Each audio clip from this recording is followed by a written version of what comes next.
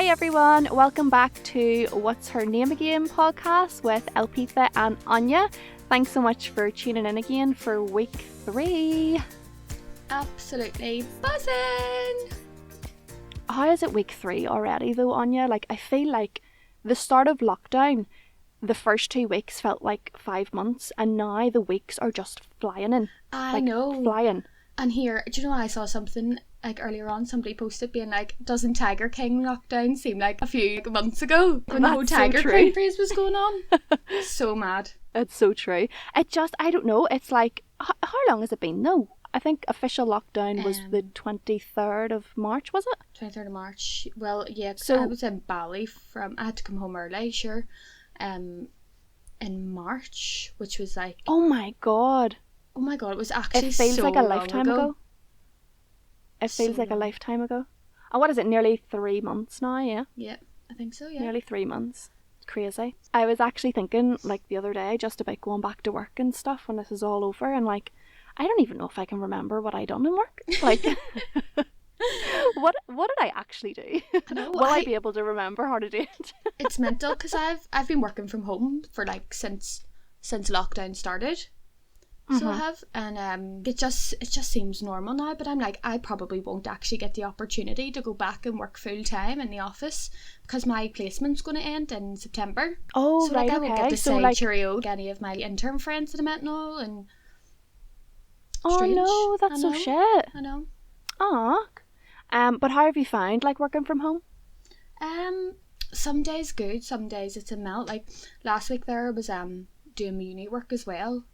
So it was because I had like third year placement stuff to do, and it was just, I was literally so stressed out having to like work and do that at the same time, and it's a lot. It is, honestly, it was a melt. But now that it's all over now, I can completely fully concentrate on sort of like putting my head in the game and working and sort of learning more for starting uni again in September.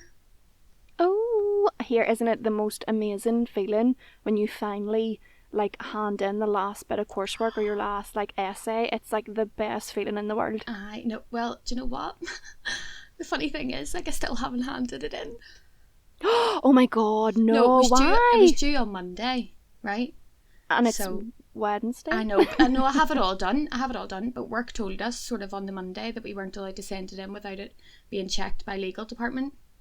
So it's still being checked. Okay. So I've got an extension until Friday to get it done. But it's not it's not our fault falling at behind. All, but it's just like, right, okay. I've got it done, but it's not sent, so it's still there in the back of my mind. Oh god, that's the worst. I know. But here, so basically that bit of coursework that you're handing in is based on your internship? Yeah, the whole placement. We had to like do monthly logs for the whole year and a big report and a wee video and everything, so yeah. Yes, I know you sent me that video. You're still not 100% with the videos yet, are you? No, I can't. Honestly, like, it's like 14 takes before I even get my words into a proper sentence. It's so hard. I had to do a video for one of my modules in uni, and I hated it. It literally took me 20 times, and I think it was only like a 30-second video. Really? It's just so nerve-wracking, yeah. And I was like, I couldn't even talk on it. I actually thought, when we said that we were going to do this podcast, I was like, oh my god, I'm going to totally cringe at my voice. But I think listening to your voice alone is so much easier than watching yourself on a video. I think like, so too. I don't cringe as much. Definitely not. It's because you can't see your stupid facial expressions and all. Yeah. Like, I make the weirdest, I don't even know what goes on through my head when I'm trying to take a video. And then, remember that video I made of like all my bloopers, and I just kept being raging at myself for getting everything wrong. Like the eye rolls, I was rolling my eyes into space. Oh my god, that was the funniest thing ever. Like, you were so frustrated at that, but the bloopers were so much funnier probably than the video that you would have ever made. And I still haven't even went back to making it yet, because obviously we started this and it says like, sure, we can just talk about it on this. There's no point in me doing it twice. Yeah, exactly. Mm-hmm. So funny.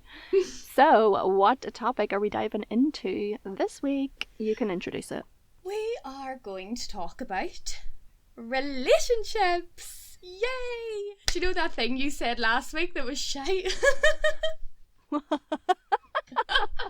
the most qualified people to be talking about relationships. Not. Please do not take our advice. This is just our experiences with things, and yeah, hopefully we have something in common. Yeah. And Ep3, you are actually in a relationship at the minute, and I am single. So it's nice to have sort of like different sort of viewpoints and a different sort of spectrum to where... I think so. Yeah. I think so. Too. We're still not any more qualified to talk about it, but sure, we'll give it a go anyway. Definitely not qualified. Like, no, please don't take anything I say. No. I know. It's such a tough, like, when we said that we were gonna talk about relationships, I was like, oh my god, where do you even start? Like, I think that the topic, the first thing that springs to mind with me when you talk about relationships is all the lessons I've learned. Like, you immediately start thinking back to everything that happened that kind of changed you, and changed you, I think, for the better, because I think 100%, I think that you learn so much more about yourself being in a relationship and setting boundaries, or, you know, I don't know, going through stuff with another person makes you open your eyes so much to the type of person that you are as well, I think. Yeah, definitely, I think so too. It's weird because see when I think you said you think of lessons, I do think of lessons as well, but I always sort of like, those lessons always come from something negative for me as well. Do you know what I mean? Really? Like, a lot of the time, well, obviously the two relationships that I've been in have sort of like, at the end of it, have went into a negative steer. That's probably where that comes from. But the lessons you do learn from it are absolutely, like, have completely changed my viewpoint on so many things. But the thing is, if you're in a relationship with someone, and it goes sour, what you find is you hold on to all the things that you don't want in your next relationship, and you kind of forget about the things that maybe you had with them that you do want, but you carry that. I think that's the first thing that you notice when you meet someone new, if you've had a bad experience before, is even if you see like a glimpse of that, you're like, no, that's not gonna work, you know. And you're very adamant with the kind of negative things, whereas sometimes you forget about the positive things that you get from it, that you kind of hold on to. I think you're more likely to focus on the negative if something's went wrong. Yeah, I think as well, like, I tended to compare, like, when I was in my second relationship, I tended to compare it to my first one. So, like, the things that were happening in my first one that I wanted to happen in my second one, like, and obviously they're completely different people, so you can't expect that to sort of be the case in that sense. And it just kind of like that for me made me sort of resent some things. And is this in your like second relationship? Yeah. Like, right. Okay. It was a short one, like, but obviously, like, my first one, I was with him for like almost 3 years, and we like did a lot together. Like, we traveled together, and sort of like things like, obviously leaving the country and going travelling, I always wanted to implement in sort of any relationship, and he wasn't up for that, and was so secure, and that was making me think bad of like the relationship. I wasn't giving it a chance, sort of thing, because you know, stuff like that. You had something in your head that you thought it should be, and if it deviated from that, you were not really on board. Yeah, I think that's normal, and I think that I would always say that when you're in a relationship with someone, you should at least try your best and not let past experiences affect the way that you treat the other person. You know, you find a lot of people are insecure about things that have happened to them before, like in the past, and that's not really your fault. Like, you shouldn't really bring that into another relationship, but it's very hard not to, because those are the things that have kind of, I think those are the things that form your core values for when you do go into that second relationship. That's absolutely it completely affects it. So although you want to be open-minded and you want to give the other person a shot, I think that you're a lot more likely to shut it down, or to say no to things, you know, based on your experience. Yeah, definitely. No, I was just going to say that I was in a similar position. My first relationship was quite long, and we were quite young. It was like 3.5 years on and off, and it was a really good relationship. Like, I would never have anything bad to say about it, and I think that really set me up for what I was expecting afterwards, which is a good thing, because we didn't end on bad terms, and we would never say a bad thing about each other. So that kind of, having that as my first experience instead of something that was maybe toxic, I was really fortunate for that, you know. So I, you know, I'm kind of in the same position as you. It was quite long, the first one, but yeah, like my first relationship, I think, really showed me what actual love was. Oh my god, that sounds so fucking cheesy, doesn't it? That sounds so cheesy. Oh my god, get away from me. No, but because it was my first one, and we spent so long in it together, that, see, now looking back, that's the kind of love that I would be looking for now, sort of thing. Like my second one, absolutely not. Like, that was toxic. So that was not what anyone should experience in their lifetime of love. But yeah, no, definitely. But I was reading this thing the other day, and it was like, you have 3 loves in your life, right? So your first love is said to happen when you're young, right? Your second one is said to be your hard love that teaches you the lessons about 100%. Who you are. And your third one is the one you don't see coming. And I'm like, number 3, fucking come at me, baby. Where are you? You're pre number 3, I and am I'm pre at number 3. Are you? Oh, that's so cute. Did not. My current boyfriend, it was a completely out of the blue, like weren't expecting it at all, and it just kind of, it was like such a quick thing. You know, from the day that we met till we kind of said, right, this is kind of serious. It was like almost instantaneous. So I 100% agree with those 3 ones. First love, your young love, I think is probably all about learning stuff, like, and you know, just being young together and kind of having that, you know, flirty thing and being scundered and doing all this shite together, and then the second one, the hard one, is, oh god, the hard one's the tough one. So bad, because you have all these expectations from your first relationship. If you've been lucky enough to have a first relationship that you know, you've been settled in, and it's been really nice, you know, the second one, when it hits and it's shit, and it's like, it's terrible. Terrible. I absolutely agree. Like, my second one was a weird one, actually. Do you know what? So both of my ones have been a weird one, right? So remember last week we were talking about dating, and I was like, so like, I obviously haven't been on that sort of many dates, and we were talking about me being a bunny boiler. Yes. But see, my first 2 relationships, like, I am not joking you when I say that, like, my first one, we met in Ibiza, and like, the first night I met him, like, that was it. Like, I moved into his apartment like 2 weeks later, and that was us for the next 3 years. And there's nothing wrong with that. And then the second one was the same as well. Like, it's just the way it's happened. I know, like, I haven't been in that kind of relationship where it's like, you meet someone and you text back and forth and you go out on dates and you come to a mutual decision that you actually want to spend time in a relationship together. No, mine was just literally jump straight in. No swimwear. Right, okay. Well, here... swimwear? But it knows is that not what that saying is? Straight in, no swimwear. No swimwear, isn't it? yeah, it's just the way you said it there.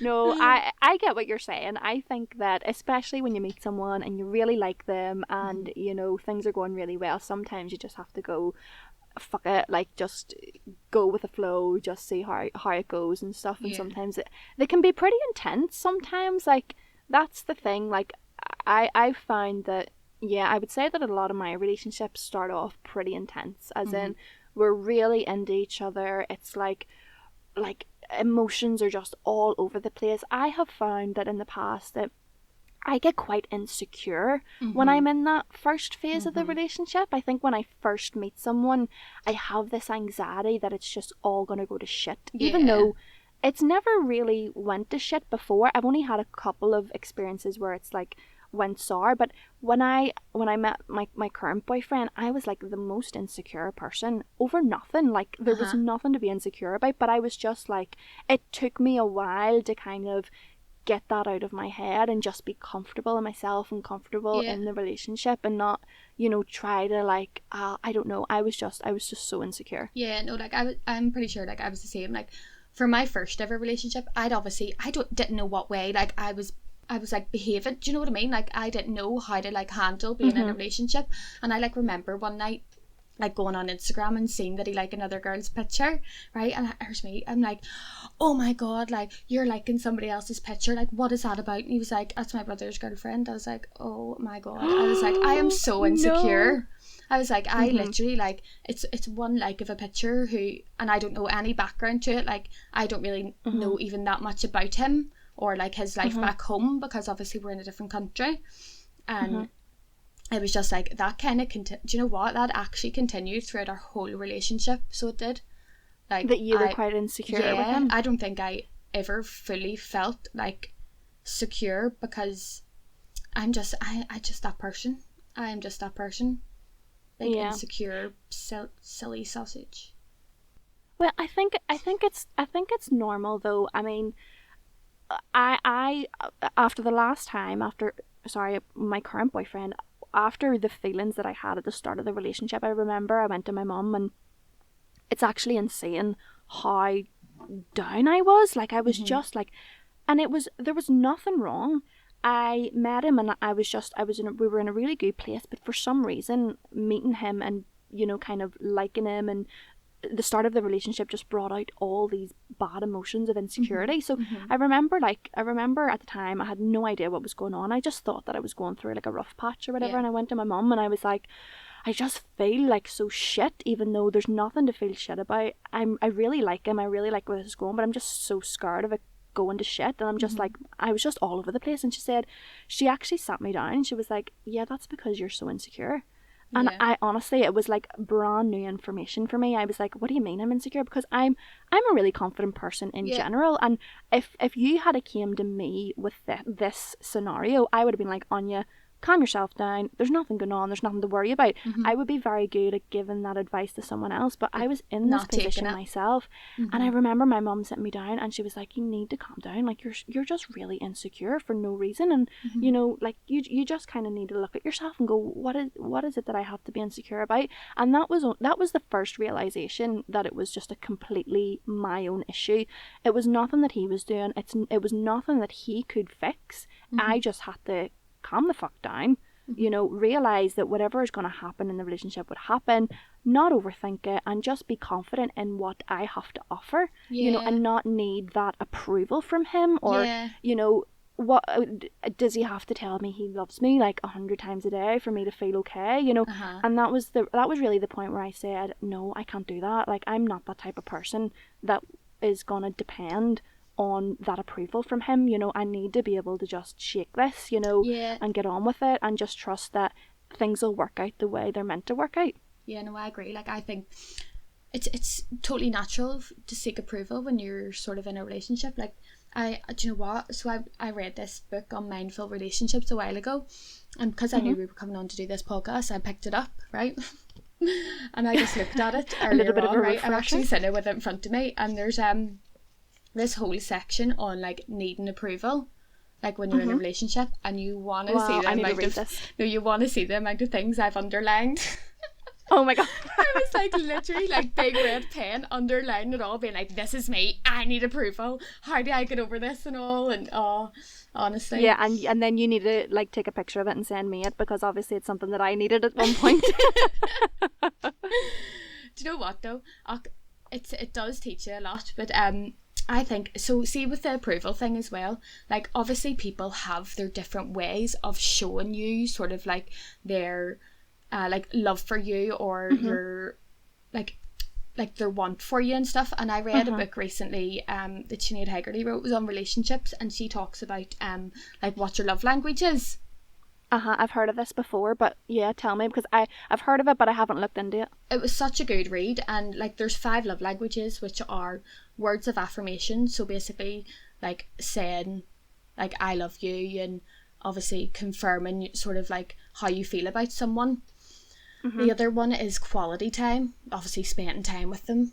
One is receiving gifts, which obviously people do to show their affection for you, is like like spend a lot of money or do like sentimental gifts or something for you. Acts of service is another one, which is like obviously like, oh, I'm going to clean the kitchen for you, coming home to make you happy, sort of show you how I love you by going out and getting your shopping or stuff like that. And then the other one was physical touch, so obviously like holding your hands and like patting your back or rubbing your head or something like that. And for me personally, like if I like quality time, receiving gifts and acts of service, like they weren't in it so much for me. It was sort of words, like I need that sort of you to tell me that you are into me or that you love me sort of thing. And like the touching thing of it as well, I am an absolute clingy bastard. Why is that not a surprise? Reason number 242 in the book of Why Anya's Single. No, I get that. Like, so what is it again? So it's affirmations, which is like basically words. You feel good in a relationship if your partner is doing all the talking, like the, you know, the I love yous and the this and the that. Yes, I would say I would value that quite strongly in a relationship. Even if I would 100% agree with that. And then number 2 is what? Quality time. Quality time. Yeah, I mean, to be honest, I wouldn't single out any single one of these. I think they all play a part in everybody's relationship. Yeah. Except for the gift thing, that I get really squeamish when people buy me stuff. It like really turns me. Yeah, I don't know, like it's different. I would have to be with someone a good length of time, and it would have to be something. I don't know. I always say put the money down for us to go somewhere or do something. Yes. I hate, like, see if you bought me a watch, I would vomit over it. Like, I'm all about the gifts of like going and making memories instead of getting a fucking designer handbag or sort of of course. I mean, even like, a bunch of flowers. Stuff's nice. Yes, flowers. Even a bunch of flowers. I'm like, you could spend that money and take me to like fucking the cinema or something for a tenner. Do you know what I mean? Yeah. No, I get you. But I'm like that most of the time. I would never, you know, especially when it's like birthdays or, you know, whenever you're stuck for something to get, I'm like, just get a voucher. Don't buy me anything blingy or designer, please, for the love of God. And then the other one is touching. Yeah, I would say that I would be quite cuddly and quite, you know, touchy-feely and stuff. Are you like PDA? Like, do you like PDA? No, oh my God, no, I can't stand it, no. Do you know what? It's weird because, like, see if I see it when I'm out, I'm like, you absolutely turned me, like, get off each other in a public place. But see, like, I've done it before, like, I am absolutely 100% guilty of doing it before, and you don't even think about realise it. Until you see someone looking you at the corner of their eye being like, oh my God. Yeah, like, we have this thing, like my boyfriend always tries to touch my butt when we're in public, and I always have to like slap him. Like, he does it to annoy me, because I'm like, stop trying to do that, there's people behind us, we're in a supermarket. Like, I get really annoyed about it, but he does it because he knows that it annoys me, but it turns the life out of me. I'm like, that is so funny. Get away from me. But like, see obviously when I'm working mods, and there's people coming up to the counter and I'm trying to serve them and they won't get off each other, I'm like, look, I am trying to serve you here. No. Like, can you stop touching each other for like 0.1 second till I take your order? Like, and then you get up to the counter and it's like, it's a couple and the boy's like obviously ordering, and he's ordering with me, and the girl's like looking at me in disgust, being like, why are you talking to my boyfriend for? I'm like, I'm trying to serve him. Oh, have you had that? Yeah. Oh my God, I get it all the time. Stop. Swear to God. People are out on their like coffee dates. Like, your first date, like, if you think about it, your first date, you're probably going to opt in for like a wee coffee. Yeah. You know, so it's pretty casual. So you don't want to get absolutely locked on the first date. Yeah, exactly. And if they're going there, they're probably in that wee like awkward phase. So I'm sure you see a lot of first dates. I've seen a lot of awkward first dates, like a lot. I think when you're on a first date, your phone should be banned. Like, put it in a box or something, because see the amount of people who I like see sort of like, and you can tell it's their first date because they're like awkwardly checking their phone, and like when he goes to the toilet, she is literally like glued to her phone being like, this is so awkward, and then she gets back, and I don't know, it's just yeah, like... she's probably texting all her mates being like, this is shite. No, oh god, I've been in the boat myself, so I can't even say anything. Well, that's what it is, yeah. Like, I mean, yeah, oh god, you would see some awkward scenes, like. Mm-hmm. So, what are we moving on to, Anya? Well, I think we both have something in common where we have lived abroad and been in relationships. So, like, I want to get your viewpoint on it. Like, what do you think about, like, I actually don't even know anything about you living abroad and being in a relationship. Yeah, that's because I completely erased it from my memory. Did you? On purpose. Oh. Yeah, because it was the most disastrous thing I've ever experienced. You put it in a wee box and headed far, far away. Yeah, buried it deep, deep down. The feelings I don't even remember him. I don't know him. Have you ever been in a position where someone's like, were you on such and such not a thing? And you're like, knowing fine rightly, like, it was a thing. You're like, I'm sorry, I have absolutely no recollection of who that person is. Oh god, I hate it when people bring up past relationships and you're like, oh, this is so awkward. Like, I don't mind relationships. I hate whenever you chatted to someone on like Snapchat, or you chatted to someone so briefly, you went on one date and, like, you know, their mates or something say something and you're like, oh my god, that was so fucking long ago, get over it. Mm-hmm. And like, what is it about guys? I don't know if it's guys and girls, but guys will immediately tell someone if they've been chatting to a girl. Oh, like, yeah. It's almost like a territorial thing. Mm-hmm. Even if it's just like a casual, hey, what's crack, you know whenever you're single and people like send you messages or whatever and you're not really involved in the conversation, but somehow it gets back to you that they've went and said, oh yeah, we're chatting, and it's like such a territorial thing, and you're like, right, okay. Anyway, off topic. What you were asking me about living abroad with my boyfriend. Yeah, this was an absolute disaster. Anyway, it was right, okay, so it was a pretty rough time in my life at the time in general. I had, in all honesty, I had just lost someone that was quite close to me. So I was quite vulnerable and just in a really low point, generally for myself at the time. So my first reaction to this, what was going on, was I'm going to leave, I'm going to go travel, and I'm going to do. So I went to America for a couple of weeks. I went to America for like 3 weeks and went to New York and Chicago and Florida and stuff. Cute. And then I flew home for 2 days and then went straight to Corfu. Okay. It was back then I would have went probably every summer.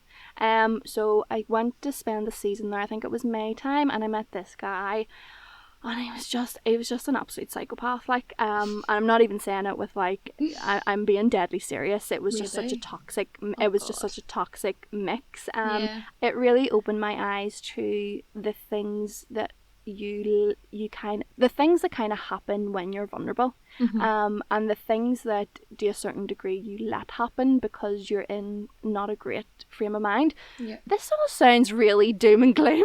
I know. It's like, I'm sorry, I like took the vibe down a couple of notches, but no, this is actually what happened. But here, totally. We'll bring it back up again. Don't worry, honey. Yeah, we'll bring it back up. Yeah. So it was totally toxic. We moved from Corfu. We stayed in Athens for a while. I loved Athens, hated him, and then I ended up like fleeing the relationship and pretty much fleeing the country around November, December time after I'd met him, and maybe May. So it wasn't a very long relationship, but oh my god, it taught me a lot. It taught me the good lessons. What kind of lessons did you learn? Just all the kind of lessons on how to spot like a toxic relationship, basically, ones that are invaluable. Things like, there's a thing, it's a complete and it's a total topic in itself. I think those types of relationships and how to spot, someone that's not, not treating you very well.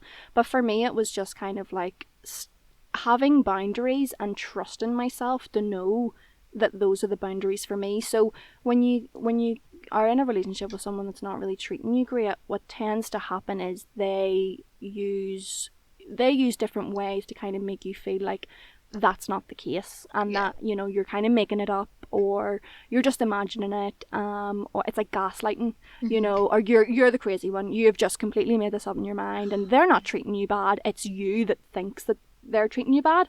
So it taught me a lot of lessons about spotting something that's bad for you and spotting a toxic relationship, which, to be honest, at the time, because I was quite in a vulnerable position, there was a certain part of me that let it happen, because it sounds awful to say, but I'm going to be honest, it was better to be in that toxic relationship than to face what I was running away from. So in a way, for me, that time was a real learning curve, and I'm glad in a way that it happened, because I learned so much from it. Yeah, you do be glad in a way. Like, I could bash like all the bad times that I had in sort of my relationships, but there's no point, because it has sort of made me into the person I am today, with the values I have, and like obviously like the understanding that I have of things now. But like see like my first relationship, it was so difficult for me, because we did long distance for a good while, like, and like that was probably the hardest thing ever for me mentally.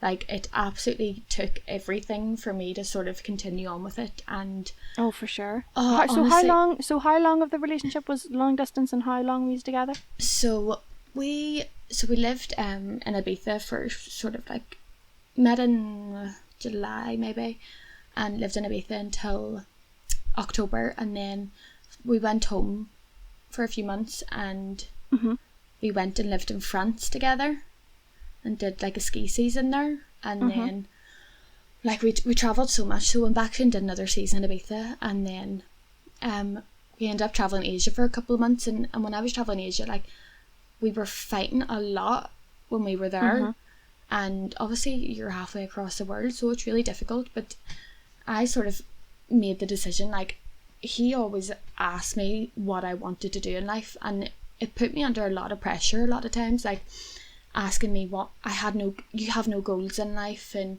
all of this, and I was kind of like, I don't actually have any goals, but like at the end of the day, I'm 20 years old, and like that, I have plenty of time for that. But I never would have thought about stuff like that then, and I never would have thought about like goal setting or like what direction I wanted my life to go in. I was just sort of living as it came. But like, I felt so under pressure to sort of do something that I ended up like grafting a job in an estate agents, and I stayed at home while he went and lived in Ibiza for a season. So we were apart for like 3 months altogether, and obviously he's over in Ibiza like partying and living the best life, and I'm at home like working and just going about my normal life. So it was really hard for me like to deal with him sort of going out every night and not getting in until all hours of the morning. And like, I'm not joking, I was a psycho, like an absolute psycho. God. Like my insecurities, that's probably a massive part of where they come from still now to this day, is like being in that position where I don't know what's going on for that amount of time, and I don't know who he's with and all of that. And like from there, it just sort of like spiraled, and it did become quite toxic, like fighting all the time and all of this. And then like we had a bit of a shock.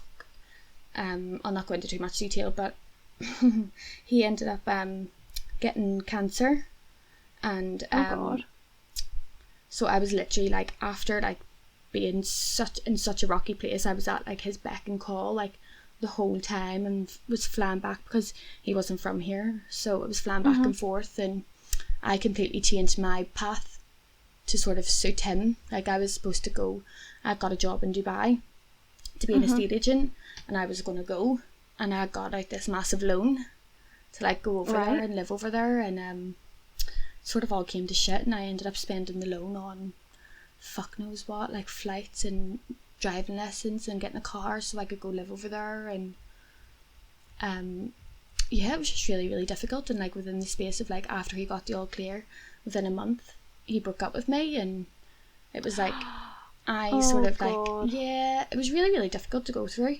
And looking back at it though, like, it's obviously taught me so much, but like, wouldn't wish it on anyone, to be honest. It sounds like such a roller coaster for the both of you. It was such a roller coaster, and I don't know. just one of them things, I suppose. I'm sure people go through a lot worse, but...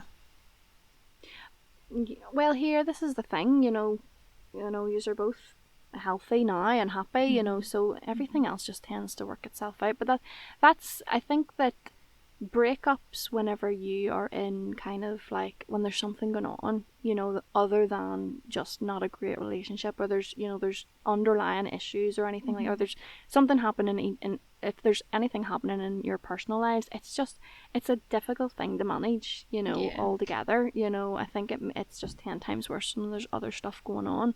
That's what I find. Some of my, like, my worst breakup was probably not in any way dramatic or in any way that something major was happening. It was just how shit I felt at the time. So the breakup came at probably the worst time for me personally, because I just didn't have a lot of strength to like get over it. Like I had to muster every inch to like move on and just like, right, okay, we gotta do this. So I know. It's tough, I've shared, and breakups are like an entire different topic. I think like if we start talking about breakups, definitely. We're just gonna be like, I nearly started crying there when I was telling you that story, so we need to bring up something more upbeat, because I haven't talked about that in so long. That was one of the things you put in the box and put at the back of your head. Yeah, it's just like buried deep away. We're like triggering ourselves at the minute, like going through all these relationship stuff. Okay, so it's not all bad at the end of the day. we got into a bit of a gloomy I know, that was so gloomy and doom. Right, okay, let's pick it up. Right, so tell me some things that you love about being in a relationship. Like, what are your highlights and the things that you enjoy most? Oh, interesting question. I don't think it's relationships in general. I'm going to talk about the relationship that I'm in now, just because they're going to be different. I mean, for me now, I feel like me and my boyfriend, we're very, very similar. Like, we've got very similar mindsets. We're very kind of driven, both, in our own ways, for, whether it's career or what it is that we want to do, or, things that we want out of life and stuff. So for me at the minute, the highlight is probably just being really level with someone that kind of understands why I'm so motivated the way I am, and is really supportive of that, and also how supportive he is in general about anything that I do. Like, yourself, when I don't know, some relationships, people, it's like when one person is doing stuff for themselves, the other person gets a little bit intimidated by that.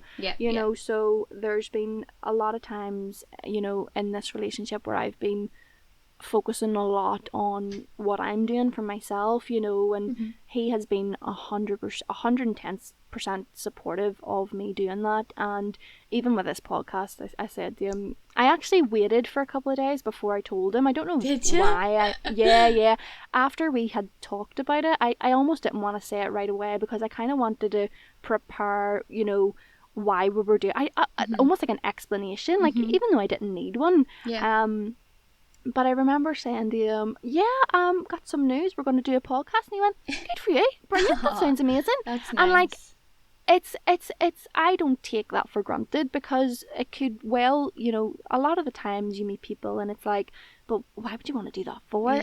Scundered, like, why would you want to put yourself out there for? So there, I do really appreciate someone that is supportive in that way. So I'm getting all soppy. He's gonna be listening to this being all biz with himself. how's like, obviously no use here sort of like isolating together for lockdown. Like, how's that going? Like, lockdown God relationship? Help me. God help anyone that is stuck in lockdown with their partner, no matter how good they get on, no matter how happy they are in the relationship. If you're in lockdown with your partner, there is 100% chance that you just want to murder each other for just breathing. Like, I can't even, I think we've done pretty well. I think that we've clashed a lot about nonsense, utter nonsense. Like, it's not legitimate issues. It's just sometimes we would fight because, like, someone said something the wrong way, or like, it's just like, it's the arguments that we have had have just been completely nonsense. I have to tell you the story. He's going to kill me for this. But we had a fight, and it was this, oh, you said this but I meant it that way, but you didn't mean it that way. No, like all that bullshit that has no substance whatsoever. It was just like in the heat of the moment. Yeah. And he said, right, I am leaving, and this is in the middle of lockdown, so I was like, I don't know where you're gonna go because you can't go anywhere. And he was like, right, I'm getting all my stuff together. So he got all his stuff together and he went and sat outside, and he knocked on the door and he says, get me my power hose. So he was standing outside with like a suitcase. He was standing with a power hose and the dog. What was he going to do with the power hose? I don't know. I don't know. He had nowhere to. He was like, he was going to his mum's or something. But I was like, get back inside that power hose. Like, where the fuck do you think you're going? Oh, that is brilliant. Brilliant. But yeah, like if you're the relationship in lockdown, it's trying, it's testing. But the good thing is, I think that anybody that can come out the other end of this in one piece and sane is going. There's nothing that will get in their way. I think, like, I'm confident that if we survive lockdown, we could survive anything. Yeah, I think, like, as well, for a lot of people in lockdown relationships, they'll kind of get a flavour of, like, whether they actually want to be in it full time or not, sort of thing. Like, I was thinking, it makes you question. Yeah, it makes you question. Yeah, a lot absolutely. Of things. Like, if you can't live with them in lockdown, like, are you going to be able to live with them sort of post lockdown? Is post after? Post, yeah, it is. Yeah, post lockdown. But see, the thing is with me and him have been really super glued together since we met. So although I'm saying that it's been tough and stuff like that there, we've been quite fortunate in we work together. So we would go from working very, very close together, if not in the same building, but like very closely together, go to work together, come back from work together, in the house together afterwards, and like, so we would spend a lot of time together regardless of lockdown. So we were quite well prepared for this in a sense, which we're really lucky for, because with him, his and my temper, it was just going to be a disaster. I can't picture you having a temper. It's just pointless stuff. It's like, why did you have to say it like that? Why couldn't you have just said... I'm going to tell you about another argument just so that you can get a wee bit of context about the bullshit we... It's just so funny, like the things that you argue about in lockdown. Right, so basically we were in the car. I don't know where we were going. And then he said something like, oh God, what was it? He was like... Oh yeah, I turned over the song. He was playing songs off his phone and I turned it over. And he said... What did you do that for? I was listening to that and I had a fucking meltdown. I was like, what? Could you not have just said, why did you have to say it like that? As in, I purposely changed that song to annoy you. Why are you making out to be that I'm trying to annoy you for? All you had to say was, oh, I was listening to that. And he says, that is what I said. And I went, it's not what you said. I had a meltdown. Oh my God, you're a gay. Now, but this is literally some of the things that you find about I think it's like the tensions are so high. So high. It's like you're trying to... Oh God, it was actually so funny. And then I ended up... I cried because I realised how ridiculous I was. And then I bust out laughing. But this is the thing. Like, I think we would be quite good at catching ourselves on right and quick, you know, that although we do sometimes argue about stupid things, it'll be very early on that we'll start laughing and we'll be like, what the fuck are we even doing, like, this is so pointless, you know. So I have to appreciate that about it. And this, like, see, with like regards to like sort of having arguments and fighting and all, like, see, I've always been the type of person, I obviously haven't been in a relationship for years, but I always remember being sort of the type of person who is always the one to say sorry even if like I'm not in the wrong. Do you know what I mean? Like, oh no, my ego wouldn't allow literally that. But like, I was like, I'm like a pushover. Like, I used to be able to let people walk all over me, but obviously, like, I think I've changed, so we'll see next time I'm in a relationship. But yeah, no, I was always the one to try and keep the peace, or like just be like, oh right, let's put it to bed, like, sorry, and like like be the one to take, hopefully they say sorry back, sort of thing. And like, it always happens, but I'm always the instigator. Oh, no, I'm the opposite. I'm like, you better apologize because I know I'm right. Like, but the thing is, we're both very like that. We're both very headstrong. So this is why sometimes we clash because, and then what I've actually discovered is it's not so much that either of us is wrong, but I have found that our boundaries are completely different. So I could say something in a way and he picks it up a completely different way than what I've meant it, and vice versa. So what I've figured out about our relationship is the way that I say it and the way that I have it in my head isn't the way he hears it. So and then he will do similar things to me, and then I'll sit down and I'll be like, but you got to understand the way that came across to me was this, and then he'll say stuff like, but if you haven't told me that and I'm not aware of that myself because that's not the way I would perceive it, how am I in the wrong?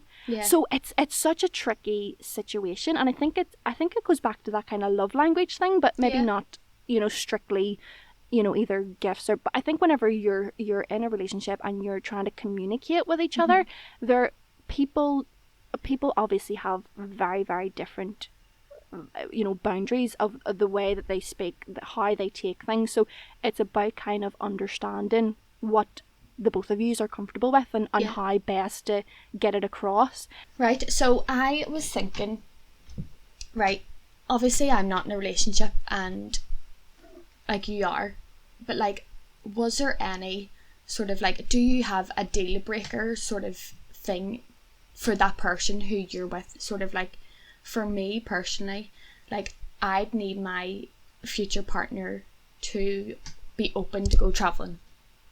Right? That's a deal breaker for me. Like, if they don't like getting on planes and going abroad, then I just can't do it. Sort of thing. Do you have any?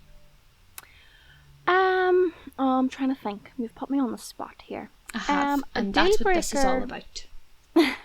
A deal breaker for me would be the type of people that are very kind of stuck in their ways, that are kind of doing something and they're not really open-minded to either progressing with it or like going to new places or trying new things. Like I'm very that's a kind of turn off for me, whenever you meet someone and they're very stuck in their ways and they're very stuck in their opinions and they're quite close-minded. Another one would be, I would say that I've always been quite attracted to that kind of like ambitious type. So people that kind of share the same values as me, which is like, progressing with your career or like traveling, and I be more attracted to people that are kind of trying to do something, trying to do something new, or trying to put themselves out there. So another dealbreakers, I bet you there's like a million, but I just can't think of them now because I've been in a relationship for so long. You don't even realise, so you don't until, like, see now that I'm actively I'm definitely not actively looking, but obviously, like, after our podcast last week, I'm trying to be open, guys. After our podcast last week, I went on sort of like Tinder and Hinge just to like. Oh, just tell us more about that. We need an update from this second podcast. Listen to me. There's no update because I got there and it was like 2 minutes in and I was like, I am bored to death already. I was like, no. It was like, hey, how are you? I was like, nope. See if you can't open with a good line or a good conversation. For me, it's a no-go. Like, I need someone who can chat. Like, I'm a chatty person. And, like, if it's just me doing all the talking, I'm just like, look, no. Okay, so other than a bad pickup line on Hinge, what are your deal breakers? This is going to sound so bad because a lot of... When you're on dating apps like that, a lot of it's probably... what do you call that? What do you call that when it's just looks? Shallow? Am I shallow? No, like no. As in no, I thought you meant like, what is it when someone only goes for looks? Oh right, no, as in like, if I'm looking there and it's like mainly just pictures. Oh, and like, what puts me off is men who take pictures of themselves in the mirror, right? And I don't know why, but because I do it, like I don't. That's completely sexist of me to say. Like I'm not attracted to. But how are they gonna take a picture then? if they don't really like selfies, you have to Get someone to take a picture of you. So you're telling me that Or this put it up the great self-timer. guy, you're telling me that this great guy who is like total banter and he's taking a picture in the mirror and you're going to be like, nah. But I don't know if he's banter. No, you wouldn't. No, but listen, I don't know if he's banter because I don't give him a chance.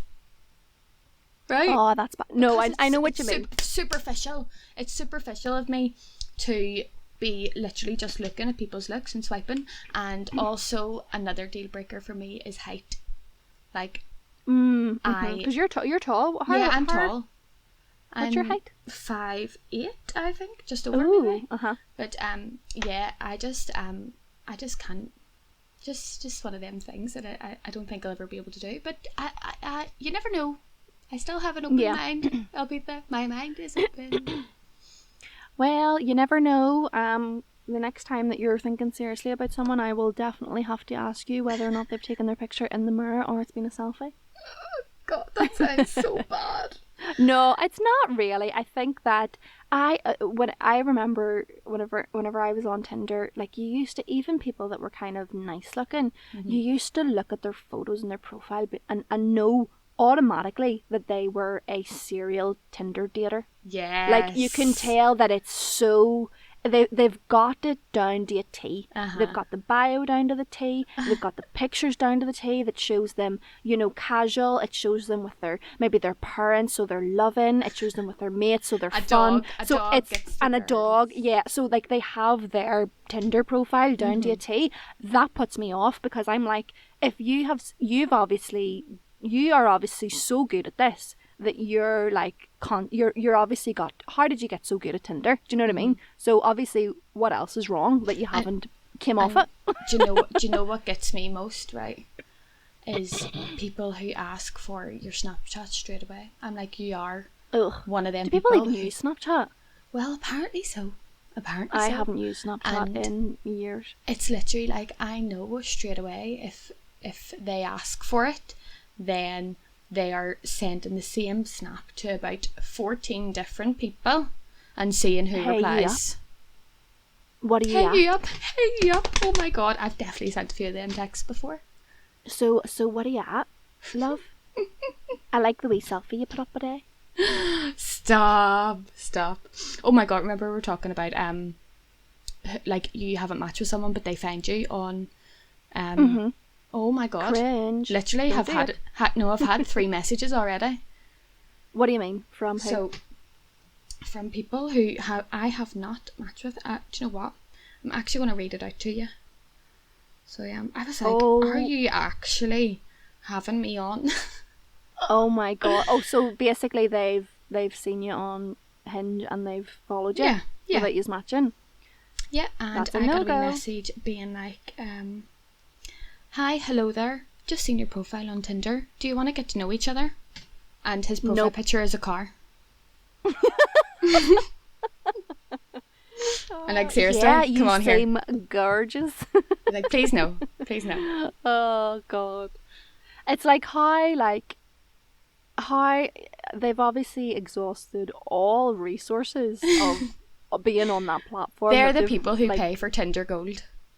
Oh my god. Oh, remember that? Oh god, I haven't been on it in so long. I forgot that even existed.